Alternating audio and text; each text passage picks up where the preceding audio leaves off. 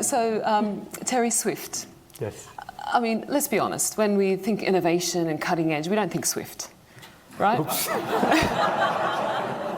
But there's a message in here, isn't there? Yeah. There's a message. I mean, you know, it's a large organization, it's entrenched, it's a network that we all rely on, but you have to think about innovation. Did I just thank the BIS for inviting me? No, give us some concrete examples, of what Swift is doing, because I think it's really interesting. Because we're very happy to be challenged in this space. And like you said, when you run an existing network, your first part of attention is making sure that it works day in and day out. And I'll challenge what he said, because a lot of what we do, it's sometimes like changing the airplane engine while the engine is flying. Mm-hmm. Right? And so you don't have the same liberty that other parties would have, which is to completely disrupt and start greenfield. So the way we think about innovation is really with that, that airplane analogy in mind. But I hope that what I'll tell you will show you that it doesn't mean that we don't innovate. Mm-hmm. So the way we innovate is definitely a lot more incremental, responsible, we call it, in the way we do. Let me give you a concrete example. We're facing all the industry right now a migration of data standards. I was looking at my numbers right now, 11,000 institutions that you have to move on one day to a new data standard. And that data standard is the foundation of all the new systems. And if you don't get that right, well, sorry, forget tokenization, forget everything else, because you're not going to build these new systems on poor data quality.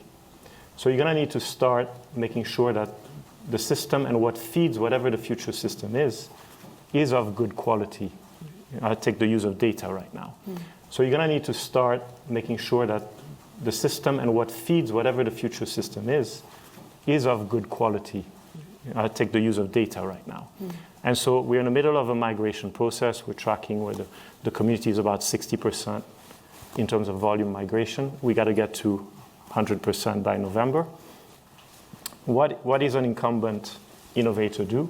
You really make sure that that happens. And so you have backup systems. You make sure that not all participants will be ready. You prepare for the scenarios of making sure you can accompany the whole community. And that's a bit what we're laser focused on. Mm-hmm. And then you build innovation on the side of the core systems.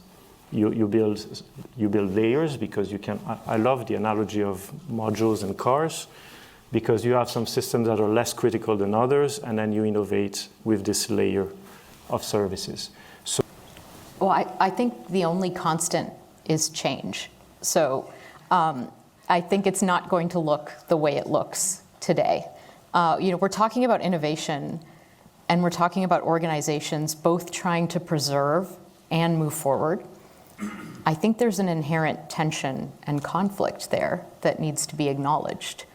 And that it's very hard to do both of those things at the same time. It's hard to do both of those things within one organization. I think one is going to win out over the other. It's just really, really hard to do both of those things at the same time. And so what we've seen historically is that a new set of organizations emerges. Maybe those new organizations start to rhyme with the old organizations. So it doesn't mean that they and old organizations can absolutely evolve and can move forward.